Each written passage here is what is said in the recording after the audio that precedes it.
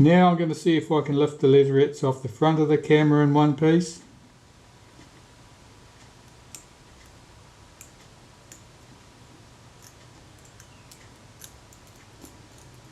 These often differ in how they lift off on this plate relative to the aluminium body.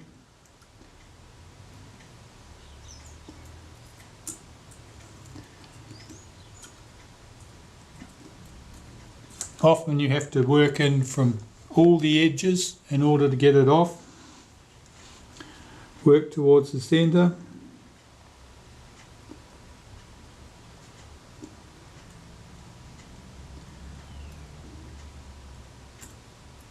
It looks quite well stuck.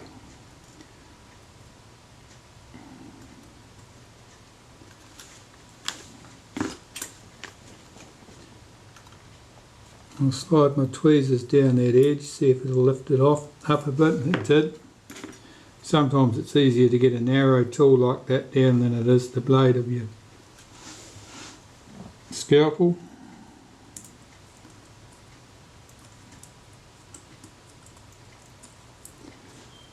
And I'm sort of using a combination of technique here. I'm sort of sliding my scalpel down underneath the leatherette, keeping the blade down on the body of the camera and giving it a bit of a twist to lever the leatherettes away. Now I can see I've got a stubborn spot here. You can probably tell by the shape of with the way the light falls on that there's a stubborn spot there where it doesn't want to give.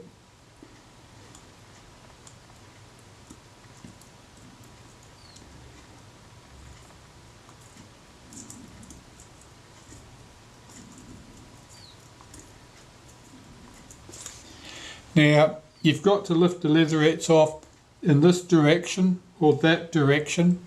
If you try to peel them up from the bottom, you're effectively blocked by the way the leatherette's curved over the body. It will end up fracturing. So it's got to be peeled off this way or the other way. I'll try coming in from the hinge end, the catch end. I'm sliding my pointed tweezers down there. I could see the leatherette was slightly lifted at that point. It's often is not as well stuck to this chrome trim as it is to the aluminium body.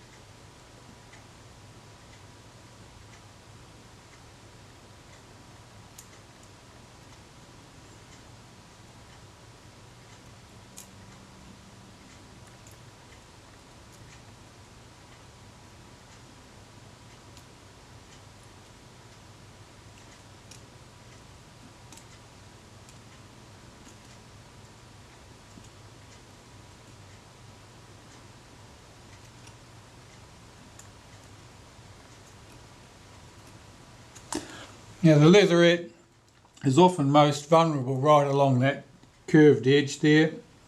That's where it's often stuck down strongest, and where unfortunately, because of the geometry, it's very stiff and reluctant to flex.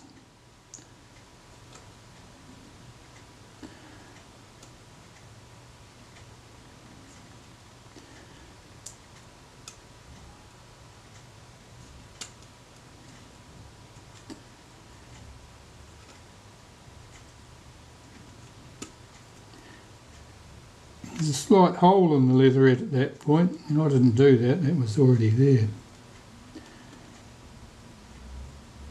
I won't see that once we put the camera back together. I'll just put a spot of wax there it'll be like it was never there.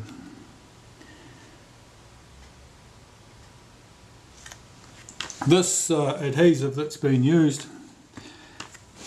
the only solvents that would shift it would be the likes of acetone or other nasty things of that nature. But whichever of those you chose to use, they would eat the leatherettes entirely. So you can't just loosen these leatherettes by splashing a bit of solvent behind them. It's not going to work.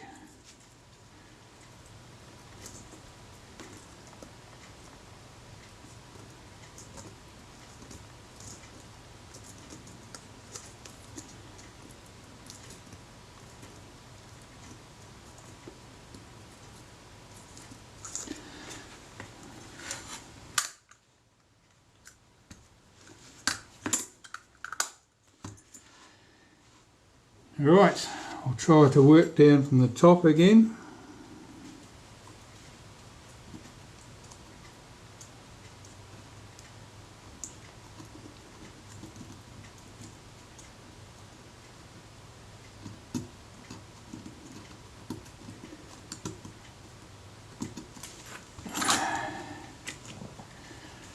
Yes, I'm still fighting that same piece here that's so well stuck down.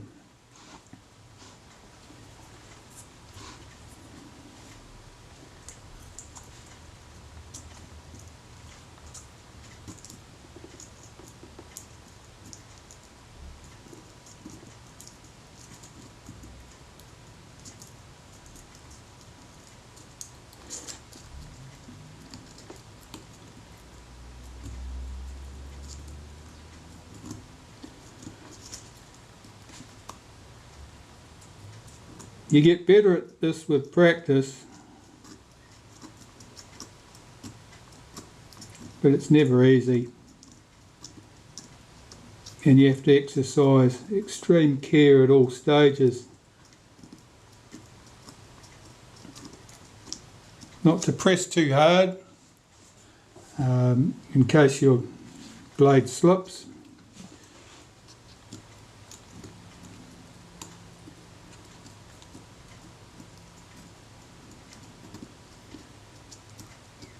And not to lever up too much, because the leatherette may just crack.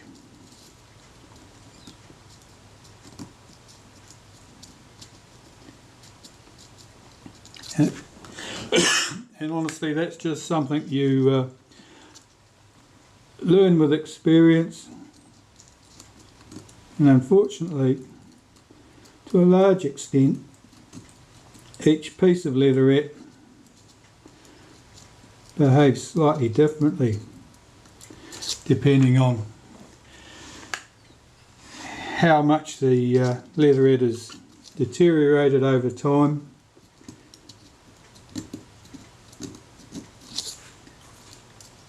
how much the adhesive underneath is deteriorated over time, or how generous they were when they were applying it.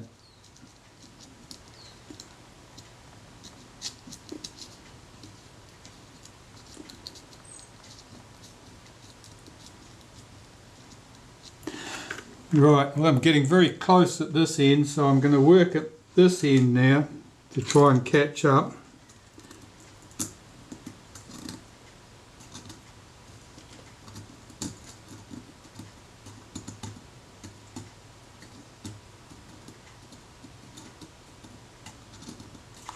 I'm working down to the corner.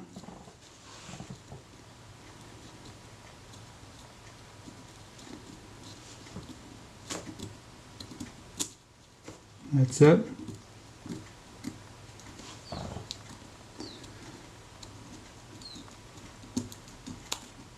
That's it, it's popped loose.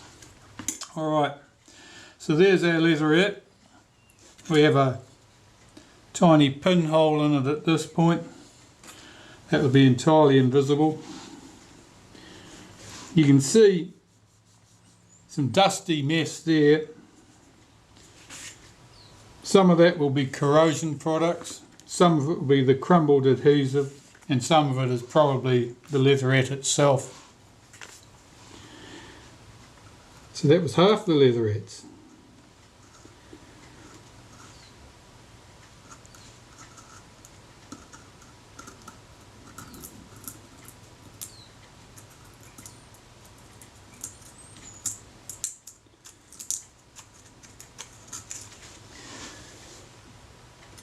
At this end, the piece of the black plate that it sits on is slightly wider, so that was the easy part to lift. Leatherettes shrink over time, so they tend to tighten up on spots like that flash boss there. It's often hard to lift the leatherette off there easily. I can see the leatherette, there's crack there actually at that point. There's almost no meat in the leatherette at that point anyway.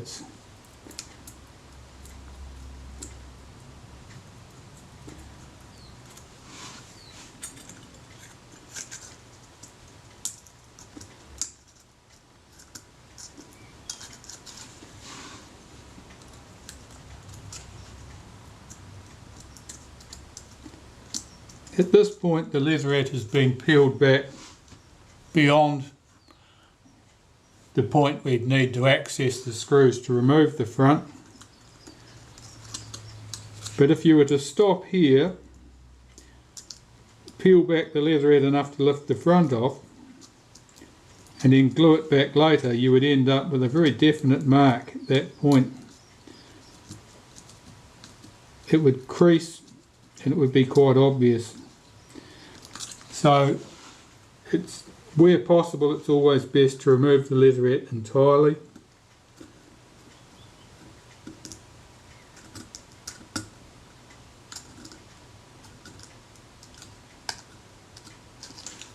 And then in that way there's every likelihood the leatherette will lay down flush on reassembly.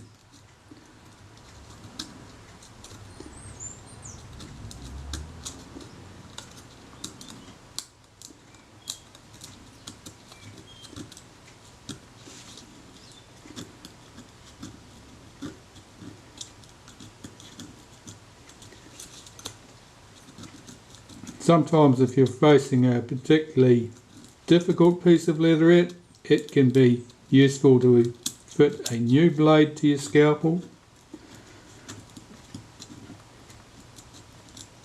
Now it has to be said that a new blade brings with it new problems, because a very sharp blade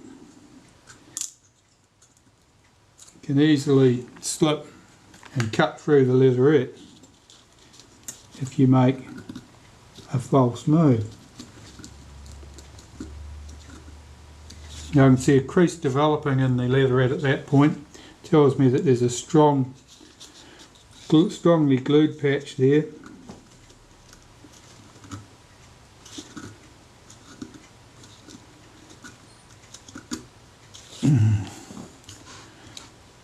It's a bit difficult. I'll see if I can loosen up the leatherette right at the hinge end. Sometimes you can, sometimes it's peeling there.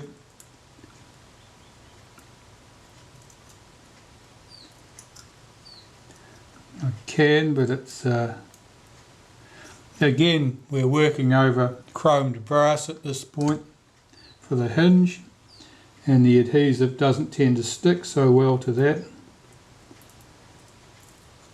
making it possible to get under that leatherette.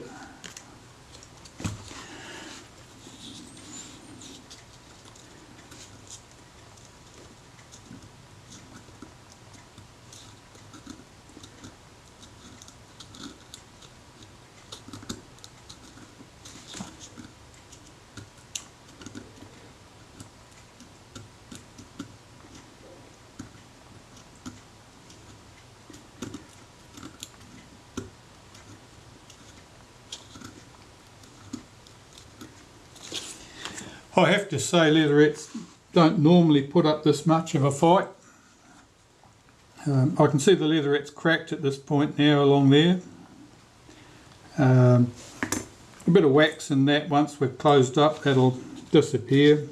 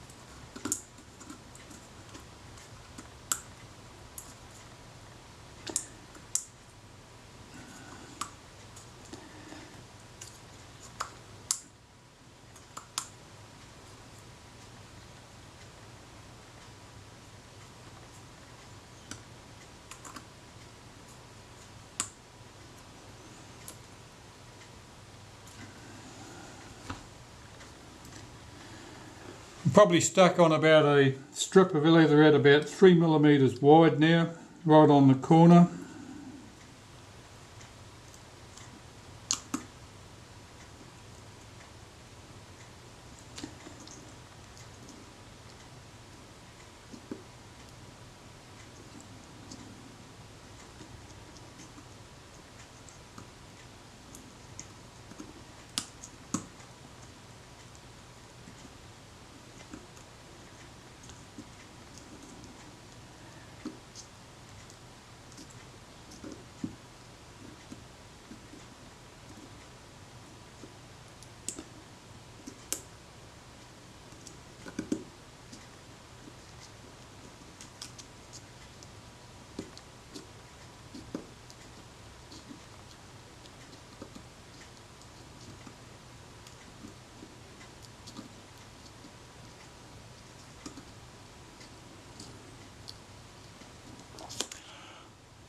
Strangely enough, this point where the leatherette is almost off is often the most dangerous time in terms of damaging the leatherette.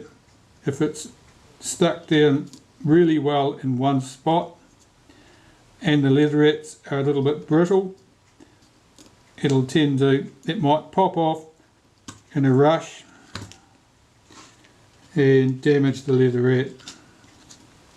Okay, so I'm looking at the state of this. We've got a faint crack down the surface of the leatherette there. You can see some of the fibres from the leatherette on the body at that point. That's where it was really well stuck and wasn't coming off. But the leatherettes are off, they're in good condition. I'll have no trouble putting those back. It'll be like it never happened. I've got 4 screws holding the front of the body to the main body casting. Strangely enough, these screws are chromed, though of course there's no need for them to be chromed. I presume they were used because they could get them at a convenient price, and that was the best thing to do at the time. Here's the front section. And what I'm looking for here, I'll be disassembling this for cleaning anyway, but one of the important things is that this ring here should move snappily into place when this arm lifts up, and it does. I can also see someone scribed a little mark along there telling them which would be used to help them reassemble this in the correct position, or assemble it in the correct position, or put the shutter back in the camera when that mark was aligned. So I'm reasonably confident the front had never been off. They haven't been in this far. Right, so that mark would have been made from the top of the camera. So I can remove the little cam here. Now that gear drives sits in here, drives this ring here, which drives that piece around. And this cam here, this shaft, that operates the mirror and the capping plate. Typically, if it's going to be damaged, your typical damage is that the gear at the back is damaged, it's broken tooth, or that the shaft, you can probably see the pin there, the central pin that runs on. Sometimes that'll be snapped off completely, leaving the cam to wobble around and do terrible damage. So I'm just looking at these components, making sure everything's clean and present. The mirror is nice and clean. Everything looks to be in good order. It's not overly gooey. I'll clean these parts in position. I won't have to overdo that. That all looks good to me. The rest of the body will need to be cleaned up. I will remove all traces of the old glue from the front sections and the base, so that when I put the leatherettes back down they all fit smoothly. So by and large that's the main body disassembled. I'll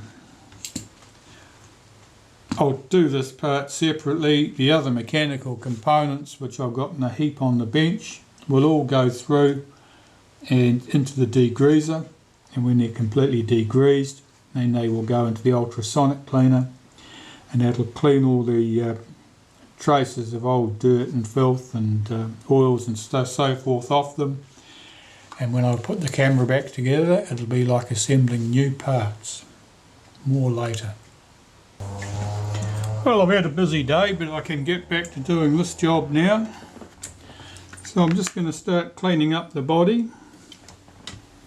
Just using naphtha on a cotton bud or a Q-tip, depending on where you come from.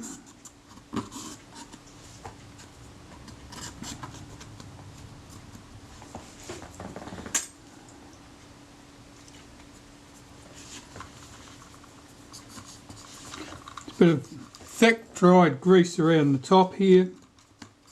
I want to remove all of that. It'll be trapping in grit and dust and other stuff we don't want.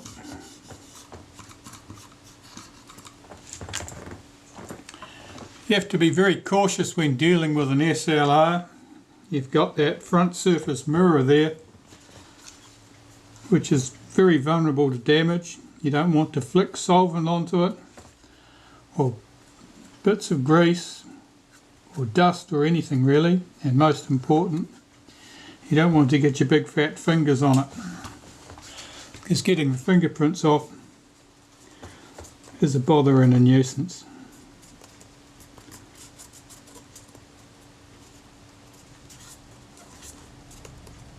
This is cleaning up remarkably well. I'll just clip that mirror down into place so that it's not popping up and hitting the bench, and I'll tip it over on its face. Open the back of the camera.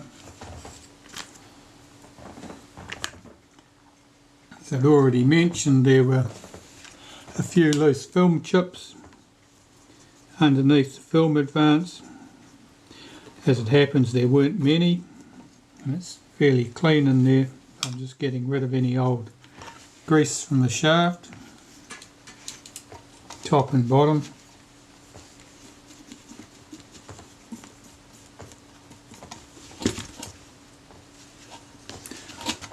And the dust that's visible in here, I will get rid of that with a dry paintbrush.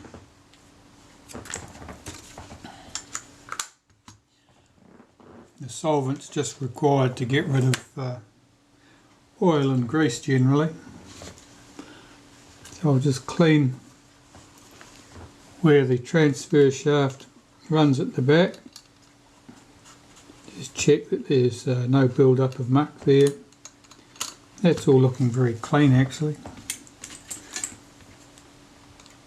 Oh, that spring just got dislodged. I've got to hook that back in place, otherwise it'll get lost. And I will be scrounging around in my parts bins looking for a replacement.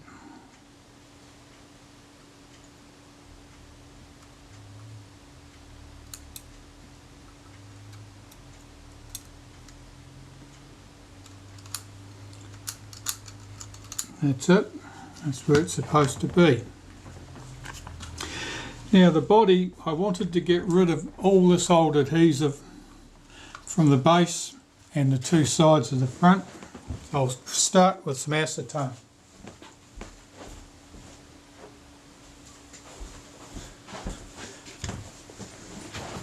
Now, if you're splashing acetone around the camera body, most important that you don't get it on the leatherette, and it's a good idea not to get it on the paint either.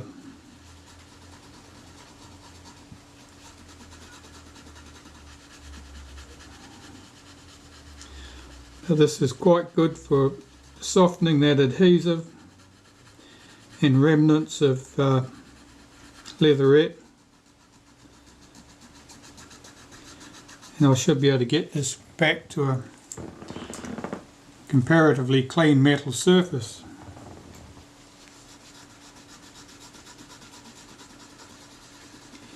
Because if you start with a nice clean smooth surface on the metal and you clean the back of the leatherette as well as you are able, you stand a very good chance of having leatherettes that will go back on, lay nice and flat and smooth, and look like they were never disturbed. If you just leave all the lumps and bumps on the camera and just slap another layer of glue on there and hope for the best, it'll start looking like a nice textured surface.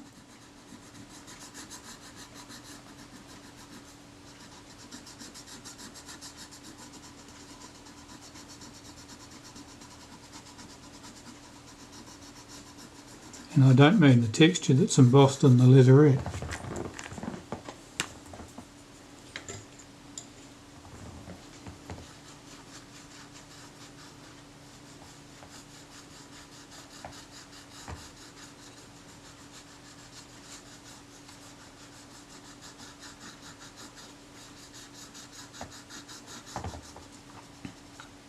If there's quite a bit of thick deposit on the casting, which will be a combination of leatherette, adhesive and corrosion in those cases, you can actually scrape that loose with the back of your scalpel, and it saves you an awful lot of time trying to clean it off with the solvent.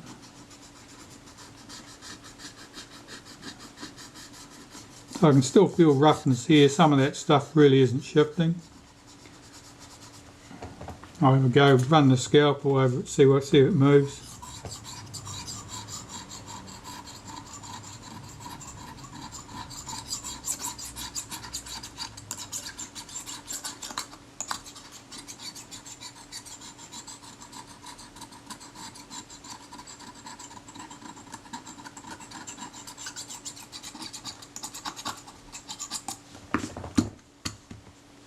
That's better, it feels good to the touch. I'll do the end of the body.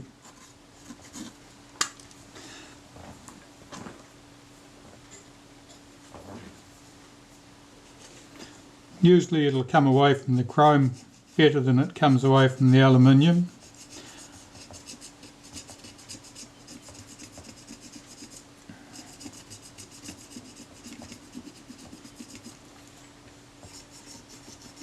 Whether that's because the adhesive can't get any tooth on the shiny chrome, or whether the aluminium corrodes and provides that tooth for the adhesive, I don't know.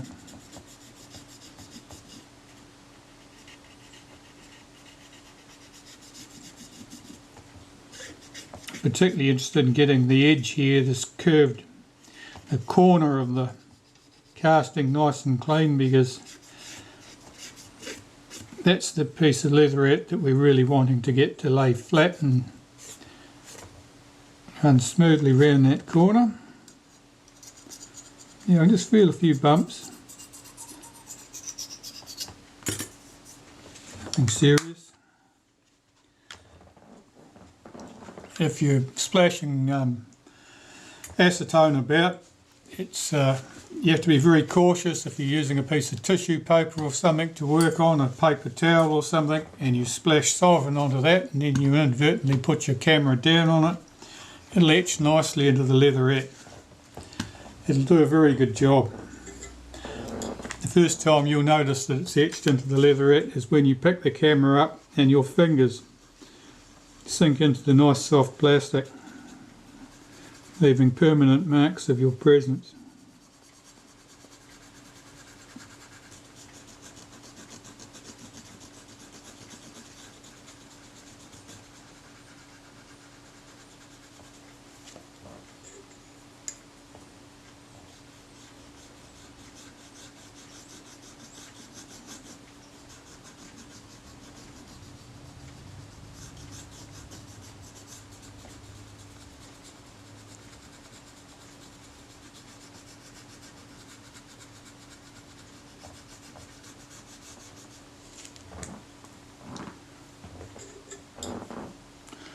Well, I'd have to fast forward through some of this stuff.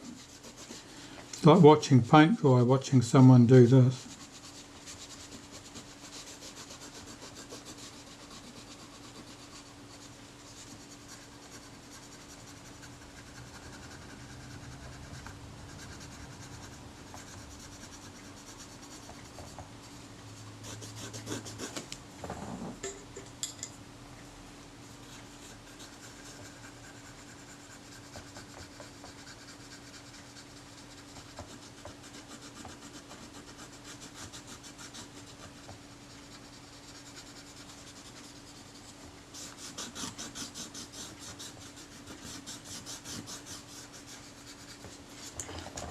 Just run the back of my scalpel down there, see if any of those bumps and lumps shift.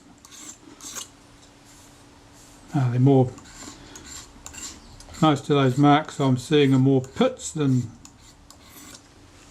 bumps, and so no amount of rubbing will smooth them out, short of removing a lot of metal.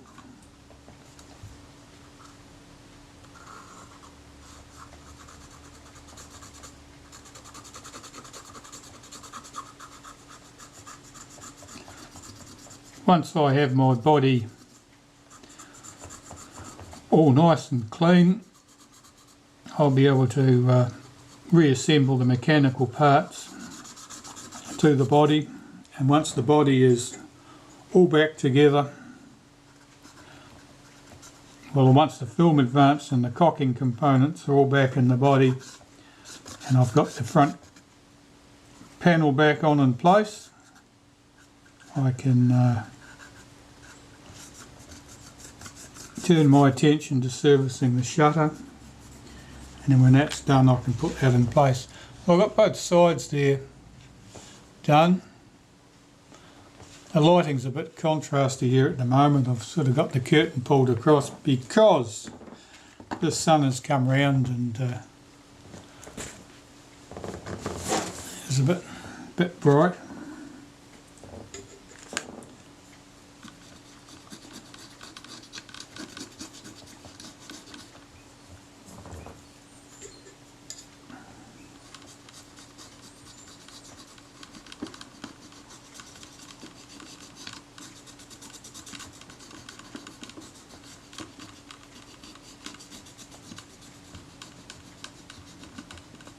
In some ways, getting the base of the camera dead smooth is less important than getting the front smooth, because no one really sees the base of the camera.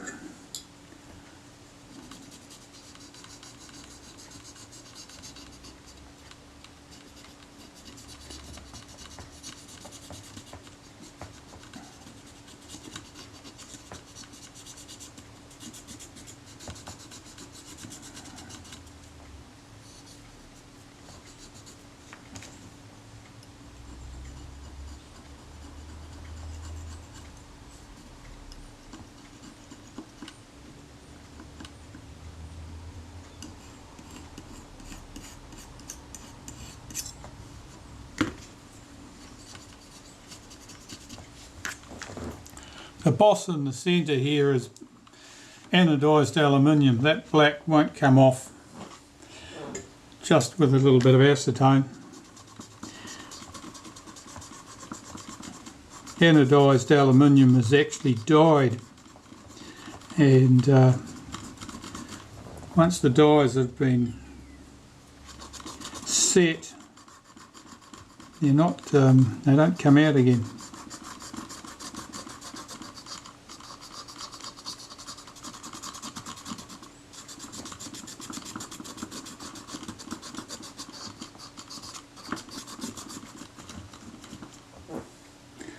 I probably should have removed the tripod socket from the base of the camera before I put pieces into the cleaner. I could have put that socket in and got it cleaned too. I'll check those screws, make sure that they are tight.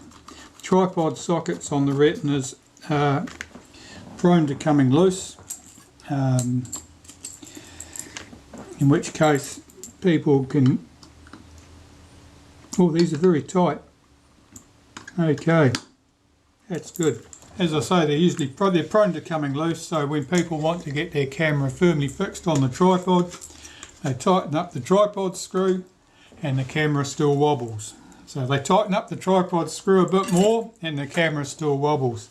By this stage, they've either buggered up the screw on the tripod head, buggered up the socket on the bottom of the camera, or in some cases pulled it completely out of the camera, trying to get the thing to tighten up. Alright, there's our body. That's all clean. That's all ready to have the components reassembled to it. I'll pop that to one side. I've got to gather up my other components now. I'll also have to clean up things like this, the film spool. You don't want acetone anywhere near parts like that. I happen to know that naphtha will clean these if you're sparing with it. It'll shift the grease off there quite nicely without eating the plastic. But I wouldn't soak them in it. That grease is a bit thick and nasty in there. That plastic's fine. Right, that's enough for the moment, I think.